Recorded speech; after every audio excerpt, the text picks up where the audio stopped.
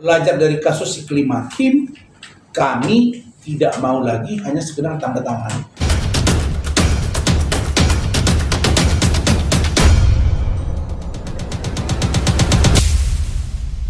Tanggapan saya terkait dengan statement Saudara Oya Abdul Malik selaku kuasa hukum baru dari Saudara Fadil Al-Fajar Bajideh, serta tanggapan saya terhadap statement dari Saudara Martin Bajideh dan Saudara Bintang Bajideh ketika hari Kamis kemarin mereka selesai membesuk Saudara Fadil Al-Fajar Bajideh di Polres Metro Jakarta Selatan. Itu poin pertama. Poin yang kedua, penegasan saya terkait dengan pemeriksaan Saudari Nikita Mirzani atas laporan saya di Tahti Narkoba Polda Metro Jaya. Yang ketiga, respon saya terkait dengan laporan saya terhadap Saudari Denis Cariesta di Polda Sumatera Utara yang kelihatannya lambat, dan saya merasa bahwa ini perlu untuk dipush dan untuk segera dipenuhi apa saja yang diminta oleh Kejaksaan Tinggi Sumatera Utara guna disidangkan. Kemudian sidang lanjutan saya, yaitu antara saya Dr. Ran dengan Saudara Hotman Paris Hutapea di PN Jakarta Utara, yang beberapa hari ini saya dan Saudara Hotman sudah rajin berolahraga. Jadi dia sekarang punya hobi baru, olahraga pagi, yang biasanya ke klub jadi olahraga pagi dengan napas yang ngos-ngosan. Kemudian pandangan hukum saya terkait dengan kasus LM dan RK, dan beberapa yang lalu saya sempat komunikasi dengan Saudari AA yang juga membahas masalah ini. Saudara-saudara, adapun pernyataan dari Saudara Oya Abdul Malik dan Saudara Martin Bajideh serta Bintang Bajideh, pernyataan tersebut di depan media sesungguhnya telah melanggar kesepakatan kami.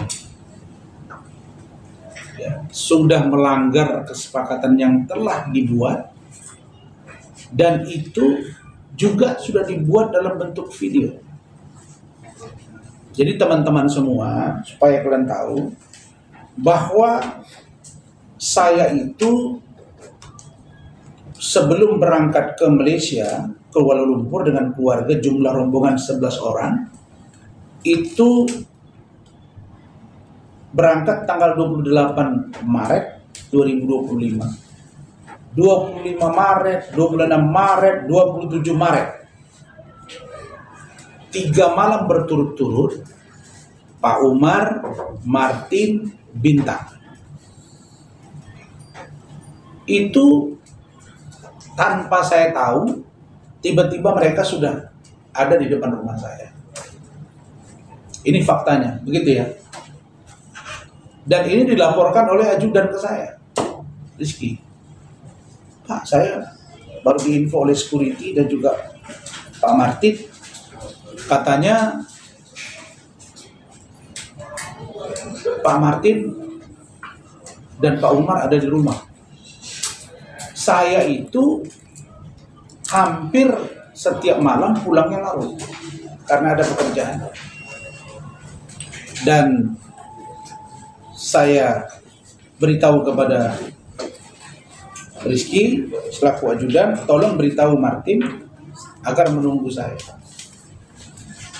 Dan mereka memang berniat menunggu saya.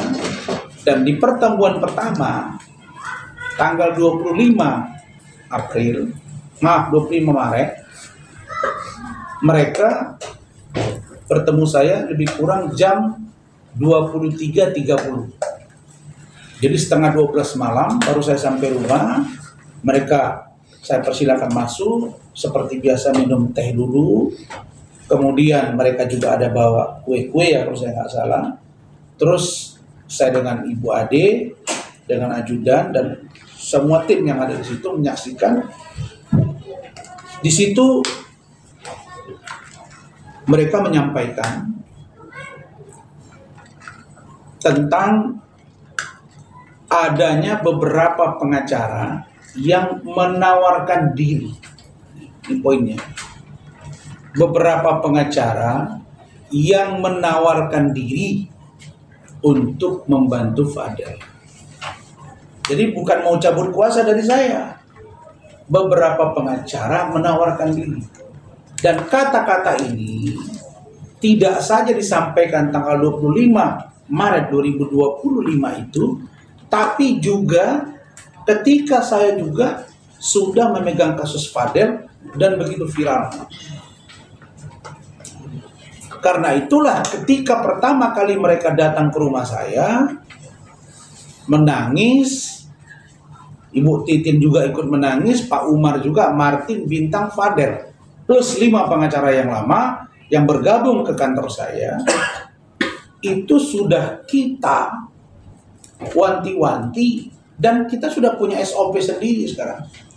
Standard Operational Procedure di kantor saya itu belajar dari kasus Siklim Hakim, kami tidak mau lagi hanya sekedar tanda tangan, tapi disertai dengan cap jempol. Kenapa cap jempol? Belajar dari kasus Siklim Hakim yang tanda tangan tapi mengaku tidak memberi kuasa. Dan akhirnya bersidang di pengadilan. Karena itu, ketika pertama kali memberi kuasa ke saya, itulah yang saya sebut, kalau mau jadi klien saya, harus tanda tangan dan cap jempol. Begitu juga dengan tim hukum saya. Tim hukum saya itu juga kesepakatan di antara kami bahwa apa yang saya sampaikan itu adalah hasil permintaan dari Martin, Fadel, dan keluarganya agar disampaikan ke media terkait dengan USG dan lain-lain. Ada surat pernyataannya dan juga tim hukum saya juga seluruhnya membubuhkan tanda tangan dan juga cap jempol. Jadi ini semua berlaku kepada semua klien dan juga kepada tim hukum yang ada di kantor saya. Salah satu contoh ini. Nah, ini tidak bisa, ini masalah pernyataan saya di preskon kemarin, di mana saya dilaporkan membuka data pribadi. Ini tim hukum kami membuat surat pernyataan dan di materai. Cap jempolnya ada di aslinya, nggak kelihatan di sini. Ini menyatakan bahwa saya selaku ketua tim menyampaikan itu atas keinginan dari klien dan diwakili oleh saya sebagai perwakilan dari tim hukum. Kemudian tentang Fadel dan keluarganya, ini juga sudah diikat dalam bentuk surat pernyataan dan materai suka cap jempol.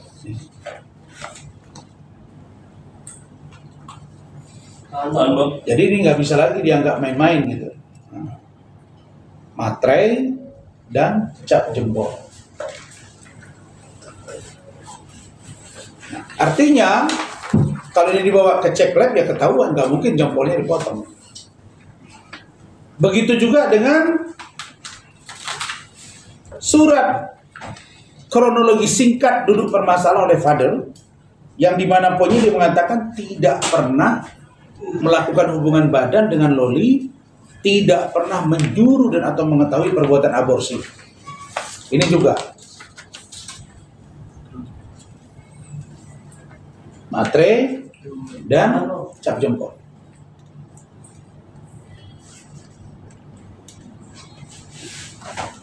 Saya sebenarnya tidak mau bereaksi kalau mereka tidak melakukan aksi, gitu ya.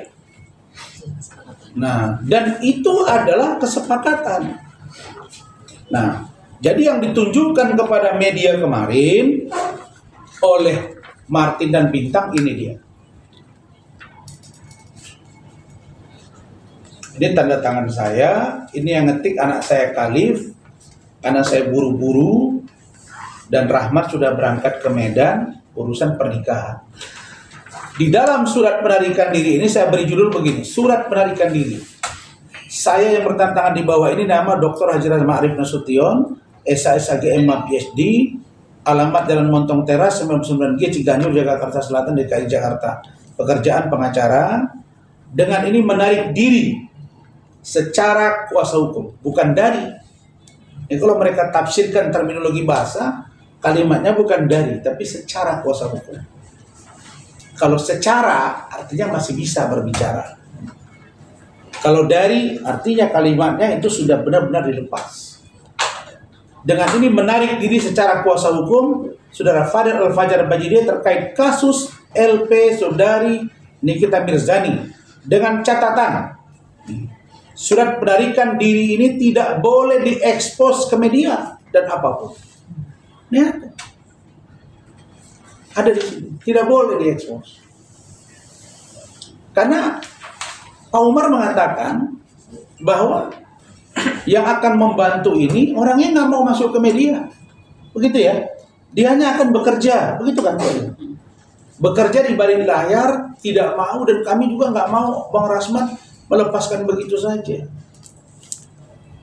Padahal saya sudah bilang dari awal kepada mereka bahwa untuk P21 tahap 1, tahap 2 kalau ini lengkap sampai persidangan kami sudah tarik tim semua. Karena kita juga sudah melihat bahwa ada something wrong tentang kejujuran seorang klien. Tapi saya orangnya kan profesional, tidak mau ingin kelihatan konfrontasi, saya tidak ingin juga ada image yang terbangun tidak baik karena saya ingin menjaga semuanya. Nah, kemudian titik ya, surat kuasa dari Bapak Umar Bajideh tidak ada penarikan diri dan tetap ditangani oleh kantor hukum Ranlofong. Begitu juga dengan surat kuasa Saudara Martin Bajideh tetap ditangani oleh Ranlofong. Pak Umar melaporkan Nikita Mirzani dugaan pelanggaran undang-undang ITE tetap ditangani oleh Ranlofong. Begitu juga dengan Martin yang dilaporkan Nikita Mirzani dugaan penganiayaan, dugaan pengancaman. Ketika Loli lari dari safe house, kemudian saya bawa ke Polres, malam itu juga Fadel, Pak Umar, Martin dan Bintang datang. Ternyata ada keributan, kata informasi yang dapat saya, dilaporkan oleh NM dugaan pengancaman. Jadi laporan Pak Umar, laporan NM terhadap Martin kuasanya kepada saya. Nah, kaget saya ketika saya lihat di Malaysia, tiba-tiba Martin menyampaikan bahwa Pak Umar sudah mengajukan surat permohonan untuk pencabutan laporan. Jadi kalau kalian melanggar kesepakatan ini, saya sudah bilang dari awal kemarin, saya akan tabrak. Tabrak dalam pengertian saya akan ambil sikap. Yang rugi siapa? Ya pasti yang rugi 100%, 1000%, 1.000.000% ya Fadel. Ini. Jadi ini mesti bertanggungjawabkan. Jadi saya minta Pak Umar, Martin, Bintang untuk kalian tertib ya. Saya sudah bantu, saya sudah maksimal, saya sudah lakukan yang terbaik. Bahkan mereka sendiri mengaku kepada saya, ada Rizky juga, ada Pak Sarmo juga, driver saya, ada Bu Ade juga. Mereka sendiri mengatakan bahwa pengacara yang ditunjuk itu namanya Devin, bukan Ola Abdul Malik, bukan Oya Abdul Malik, Devin. Saya nggak kenal siapa Devin, dan jujur saya juga nggak kenal siapa Oya Abdul Malik. Tapi itu disepakati, dikoordinasikan ke saya.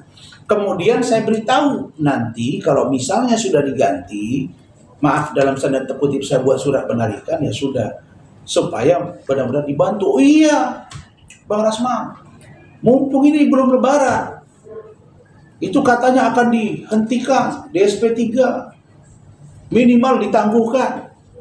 Saya kaget juga. Ditangguhkan, iya. SP3, iya. Wah, saya bilang kalau ini di SP3 potong tangan saya, Pak Umar. Kecuali NM mencabut laporannya. Kalau itu delik aduan, tapi kalau delik umum biasa tidak bisa. Dengan penuh keyakinan, saya pun berangkat tanggal 28 ke Kuala Lumpur. Habis lebaran, tiba-tiba ngomong ke media, katanya sudah cabut kuasa dari saya, bukan malah meminta pertanggungjawaban yang penerima kuasa yang baru, kok malah nama saya dibawa-bawa. Ini yang saya nggak terima. Jadi saya sudah belajar satu kali menolong manusia, namanya Iklim Hakim, lupa diri. Jadi saya tidak akan mau, jangankan manusia, hewan aja nggak mau masuk 2 kali ke lubang yang sama. Jadi saya minta agar Pak Umar, Martin, Bintang tertib. Tertib, patuhi kesepakatan ini. Kalau kalian tidak mau cari masalah sama saya. Ya. Masalah kalian udah terlalu banyak, jadi jangan tambah masalah baru.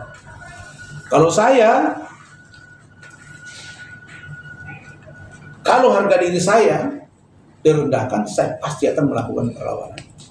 Saya tidak peduli itu. Mau nambah kasus 1000 lagi pun nggak peduli saya. Bahkan Pak Umar itu ngomong bahwa ketika tim hukum yang diberikan namanya ke saya itu, mereka tanya, waktu dengan Pak Rasman, bayar berapa? Dijawab sama Pak Umar dan keluarga, nggak ada, kami nggak ada bayar. Wah, benar, memang nggak bayar. Kita bantu, kemudian itu pengakuan mereka, dan alangkah eloknya kemarin, kalau mereka sepakat mereka bekerja di balik layar, tiba-tiba ditangguhkan dengan kemampuan dia yang hebat, baru saya angkat jempol. Tapi sudah ini tidak ditangguhkan, bilang lagi pengacaranya katanya nggak kenal sama saya. Saya kan memang nggak penting tahu dia siapa. Saya cuma nanya namanya siapa, Devin ini siapa, nggak tahu, ya udah. Ditunjukkan diberitahu wartawan saya, oh ya Abdul Malik, saya nggak tahu siapa ya Abdul Malik. Jadi kata-kata ini menurut saya harus diluruskan, dan saya minta jangan sampai nanti ada kisruh hukum antara saya dengan Pak Umar dan keluarga. Yang akan kasihan Fadel. Salah satu poin saya bacakan di sini, surat pernyataan yang ditandatangani dengan materai dan cap jempol itu,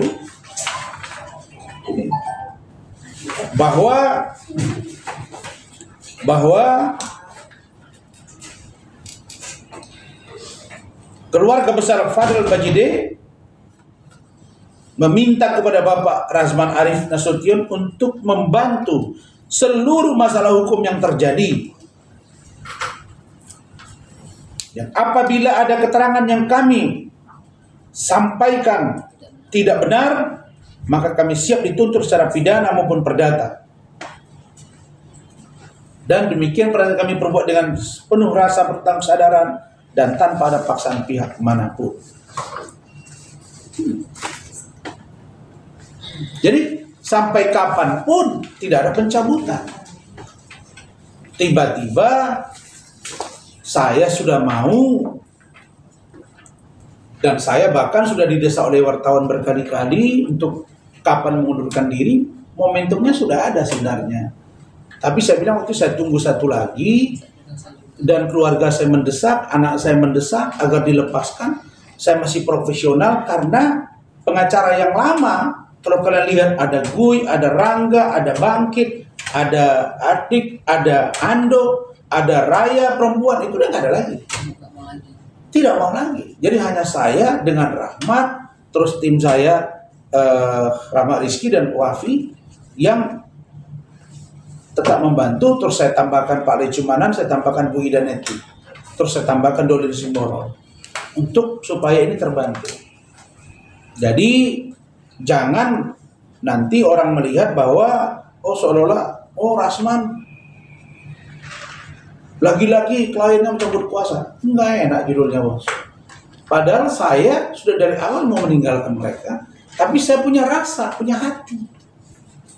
Nah, tapi kalau ada kesepakatan kemarin, mereka gerak dengan cara elegan, bekerja di balik layar, yang penting Fadelnya terbantu, nggak ada masalah.